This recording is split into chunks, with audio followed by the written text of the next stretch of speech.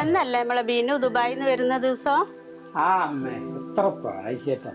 എന്നാലേ നീ കടവിലെ സലാമിന്റെ വീട്ടിൽ പോയിട്ട് 1 കിലോ കരിമീൻ വാങ്ങിക്കൊണ്ടുവരി. അതാ മേശപ്പുറത്ത് അതേക്കുന്ന പൈസ അതെടുത്തോ. ബാക്കിയേ ഇങ്ങോട്ട് കൊണ്ടുവരണം കേട്ടോ. ഈ കുടുംബശ്രീക്ക് കൊടുക്കാനുള്ളതാ.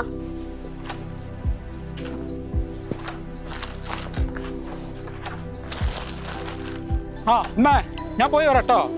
കായലരികത്ത് വലയെറിഞ്ഞപ്പം വളകിലൂക്കിന സുന്ദരി പെണ്ണ് കേട്ടുമ്പം വരിനറുത്തിന് ഒരു നറോത്തിന് പോകണേ.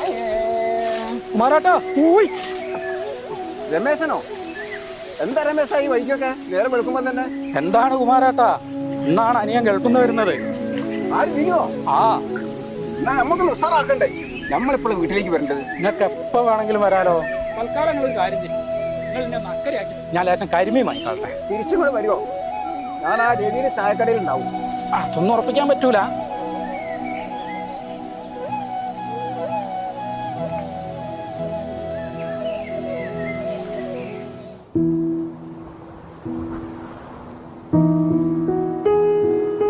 ലോട്ടറി നോക്കട്ടെ. എന്ത് ലോട്ടറി നോക്കണേ? അവിടെ നിൽക്കണോ? എന്റെ തന്നെ നോക്കട്ടെ. നിങ്ങൾ കുറെ കാലം ലോട്ടറി നോക്കുന്നത്, നിങ്ങൾക്ക് എന്താ അടിക്കലുണ്ടോ? ചിലപ്പോ അടിക്കാൻ ഭാഗ്യം ഉണ്ടെങ്കില്.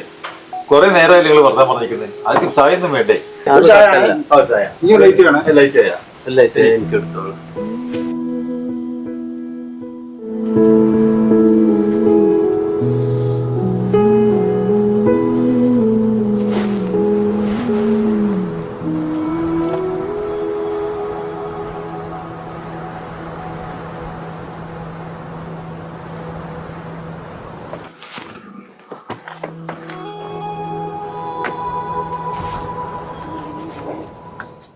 ആ വിനോ, നീ ഇപ്പഴാ വരുന്നേ? ഞാൻ ഇച്ചിരി പണിയുണ്ട്. വൈകുന്നേരം കാണാം. ഓ,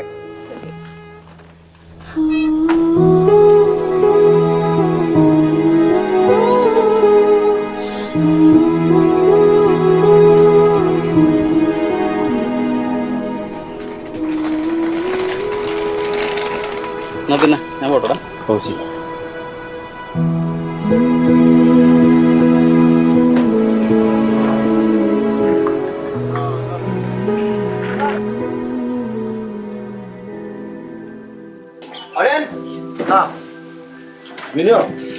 വിനു അല്ല പറയാമട്ടാ, രാത്രി ചാരായം കിടത്തൊക്കെ ഉണ്ടപ്പോ അന്ന് പറയാൻ നിൽക്കുന്നല്ലേ. കഴിഞ്ഞ ആഴ്ച രാത്രി ചാരായം കിടത്തുന്നു. എക്സൈസുകാരെ മുന്നിൽ പോയിട്ട് മക്കളെ വാങ്ങുന്നുണ്ട്. ജയിലാണ്ട് കഴിച്ചില്ല. പറ്റിപ്പോയി. അല്ല ജോസേ, എന്റെ ഉടായ്പ് ടൈലർ പണിക്ക് എപ്പോഴും ഉണ്ടോ? അതൊന്നും പറയാണ്ടിരിക്കാൻ നല്ലത്. എന്റെ പെണ്ണുങ്ങളെ ബോസ് അടിക്കാൻ കൊടുത്തത് ഒരു കൈ ചെറുതും ഒരു കൈ വലുതും. പെണ്ണുങ്ങളെ നോക്കിയെടുക്കുക. അല്ല സുദീപ, പെണ്ണുങ്ങളെ എപ്പോഴും നടക്കുന്നുണ്ടോ? കഴിഞ്ഞ ആഴ്ച 100ാമത്തെ പെണ്ണാ പോയി കണ്ടത്. ഒന്നുമില്ല, കുട്ടികൾക്ക് നമ്മളെ പണിക്കാരൊന്നും വേണ്ടേ, ഫുള്ള് ഗവൺമെന്റ് ജോലിക്കാരൻ മാത്രം മതി. സുധീ പറഞ്ഞത് ശരിയാണ്. ഇപ്പൊ ഒരു വീട് വെക്കുന്നു, കാറ് വാങ്ങുന്നു, കോൺട്രാക്ടർമാരോ അല്ലാത്തതായ പണിക്കാരാ. ഇതൊന്നും ഈ പെൺകുട്ടികൾ മനസ്സിലാക്കുന്നില്ല. അതാണ് സങ്കടം. എന്നാ എല്ലാവർക്കും ഒരു ചായ പിടിക്കാം. എന്നായിക്കോട്ടെ. എല്ലാവർക്കും ചായ പിടിക്കാം.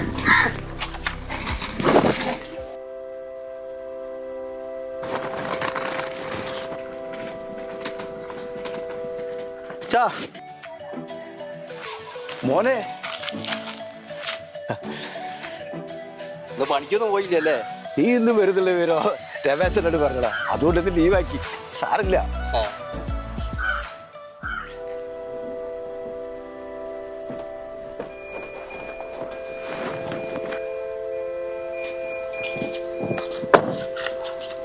ഹലോ, ഒരു മിനിറ്റ്. നമ്മളെ ബിനുവിന്റെ വീട് എവിടെയാ? ആ ദുബായ്ക്കാരൻ ബിനു. ആ, നമ്മുടെ ദാമോട്ടന്റെ മോൻ ബിനു. Yes yes. ഞാൻ ഇപ്പം വിളിച്ചു വരാം. ഓക്കെ. കരിമീന് പോയ ടേസ്റ്റ് ഒന്നും ഇല്ലല്ലോ അച്ഛാ.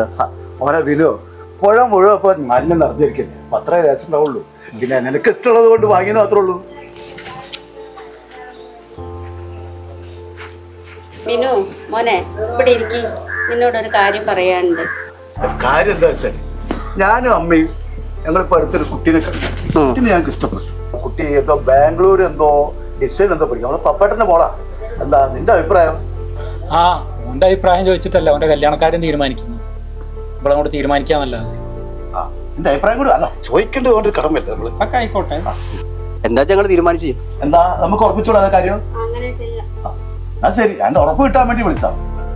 കുമാരനാണല്ലോ എന്തൊരു അത്യാവശ്യ കാര്യത്തിൽ വരുമ്പോഴുണ്ടല്ലോ. വിനു, എന്നെ കാണാൻ അമ്പലത്തിന്റെ അടുത്ത് ഒരാള് വന്ന് നിൽക്കുന്നുണ്ട്. ആണോ? കുമാരൻ നടന്നോളൂ, ഞാൻ അങ്ങോട്ട് വരാം. ഞാനിപ്പം വരാട്ടോ.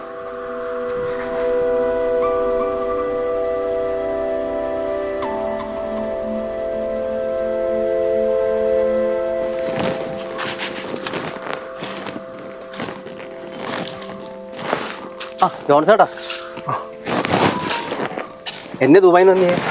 ഞാൻ ഇന്നലെ രാത്രി എത്തിയടാ. ഞാൻ നിന്നെ കാണാനാ വന്നത്. എന്നെ കാണാനോ? അതെ. എന്താ പ്രശ്നം? പ്രശ്നം ആ പഴയ പ്രശ്നം തന്നെ. നീ ഒരു കൊല്ലം മുമ്പ് ആ പഞ്ചാബി പെണ്ണായിട്ട് ലിവിങ് ടുഗദർ ആയിരുന്നില്ലേ? ആ കുട്ടിയുടെ അച്ഛനും ആങ്ങളമാരും കൂടി എൻ്റെ ഫ്ലാറ്റിലേക്കാണ് വന്നത്. അവരുടെ പ്രശ്നം പൈസയാ. നീ പെട്ടെന്ന് ദുബായിലേക്ക് വാ, നമുക്ക് സംസാരിക്കാം. പെട്ടെന്ന് വരാൻ പറ്റില്ല ജോൺസേട്ടാ, ഞാൻ ഇന്നും കൂടെ നാട്ടിലെത്തിയിട്ടുള്ളൂ. അതൊന്നും പറഞ്ഞാൽ പറ്റില്ല വിനു. നീ എന്തെങ്കിലും കള്ളം പറഞ്ഞേ പറ്റൂ. നിന്റെ ലൈഫാണ് നീ നോക്കേണ്ടത്. മാക്സിമം ഒരാഴ്ച നിനക്ക് ടൈമുണ്ട്. അത് കഴിഞ്ഞാൽ പിന്നെ എൻ്റെ പിടുത്തം വിടുവേ. ജോൺസേട്ടാ വീട്ടിൽ കയറിയിട്ടൊന്ന് പോ. അയ്യോ മോനെ, ഇപ്പം തന്നെ ടൈമില്ല. കല്യാണമൊക്കെ വരുന്നില്ലേ? ഞാൻ വരണ്ട്. ഓക്കെ.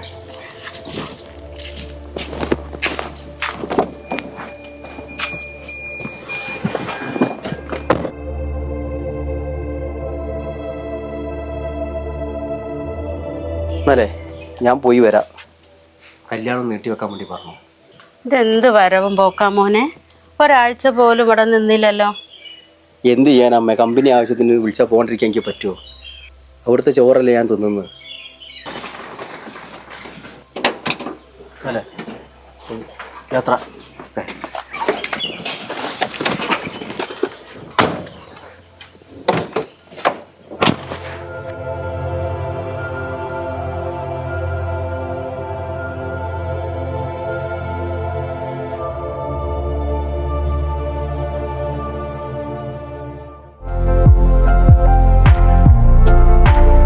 അങ്ങനെ പുതിയ കൊല്ലായി. ഇനിയിപ്പോ ഏത് പകരായിരിക്കും ഇങ്ങോട്ട് കയറി വരുന്നത്? കേട്ടാ ആ സുദീപേ, ഞാനിന്ന് ഗൾഫിലേക്ക് പോവാണ്. ആളെ മനസ്സിലായില്ലേ? വീരൊന്ന് കണ്ട പെണ്ണല്ലേ? എന്തായിരുന്നു രവിയേട്ടാ അന്നത്തെ ആ പ്രശ്നം? ഞാനിവിടെ നാട്ടിലില്ലായിരുന്നു, കുറച്ച് നാളായിട്ട് ബാംഗ്ലൂരായിരുന്നു. വിനു രണ്ടാമതും ദുബായി പോയതിനു ശേഷം ആ പഞ്ചാബി പെണ്ണും ആങ്ങളമാരും സുഹൃത്തും ചേർന്ന് അവനെ പറ്റിച്ച്. പിന്നെ അവന്റെ പൈസയും പോയി, ജോലിയും പോയി, ജയിലിലുമായി. പിന്നെ അവൻ മാനസികമായി തകർന്ന് നാട്ടിലേക്ക് തിരിച്ചു പോന്നു. ഇവിടെ ഭ്രാന്താശുപത്രിയിലായിരുന്നു കുറേ കാലം. ഏകദേശം ഭേദമായപ്പോൾ എൻ്റെ ഏട്ടൻ വന്ന് വീട്ടിലേക്ക് കൂട്ടിക്കൊണ്ടുപോയി. പിന്നെ വീട്ടിൽ കുറേ കാലം ഉണ്ടായിരുന്നു. പിന്നെ ഇങ്ങോട്ട് പോയെന്നറിയില്ല. കേട്ടാ സമയം തീരല്ല, അമ്മ കാറിലുണ്ട്. അപ്പൊ ഞാൻ പോയി വന്നിട്ട് കാണാം കേട്ടോ. ശരി, ഓക്കെ ശരി.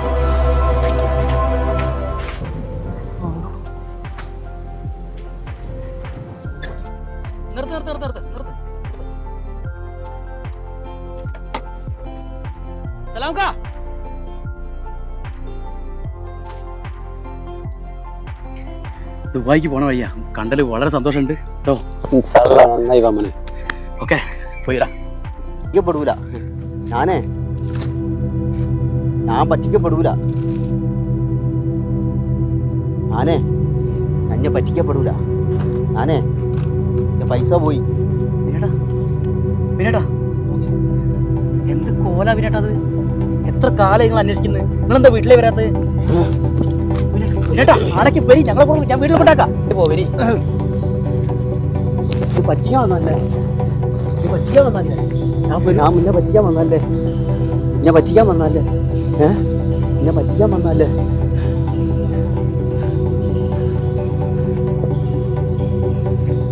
പറ്റിക്കാൻ വന്നല്ലേ? നിങ്ങളെ മനസ്സിലെ വിഷമം എന്താണെന്ന് മനസ്സിലാക്കാൻ എനിക്ക് പറ്റും. നിങ്ങളെ കൂടെ കളിച്ച് നടന്ന ആളല്ലേ ആ പോയത്. എനിക്ക് നിങ്ങളോട് ഒന്നേ പറയാനുള്ളൂ, നിങ്ങൾ ഇന്ന് പോകുന്നതും അന്യരാജ്യത്തേക്കാണ്. അവിടെ ഒരുപാട് ചതിക്കുകളും മറ്റും നിങ്ങളെയും കാത്തിരിപ്പുണ്ട്. അത് മനസ്സിലാക്കാതെയാണ് നിങ്ങൾ അവിടെ ജീവിക്കുന്നതെങ്കിൽ നാളെ മറ്റൊരു വിനുവായി മാറും നിങ്ങളും. ശരിയാ മോനെ അവൾ പറഞ്ഞത്. നാട്ടിലെ പ്രാരാബ്ദങ്ങൾക്കിടയിൽ ദുബായിൽ പോയി ചതിക്കുഴിയിൽ വീണ് നാട്ടിൽ വന്ന് ആത്മഹത്യ ചെയ്ത എത്രയോ പേരെ നമുക്കറിയാം. നീയും നിന്നെപ്പോലുള്ള മറ്റു പ്രവാസികൾ ഇതൊക്കെ അറിഞ്ഞിരിക്കണം. സുധേടാ പോണ്ടേ സമയം പോവാ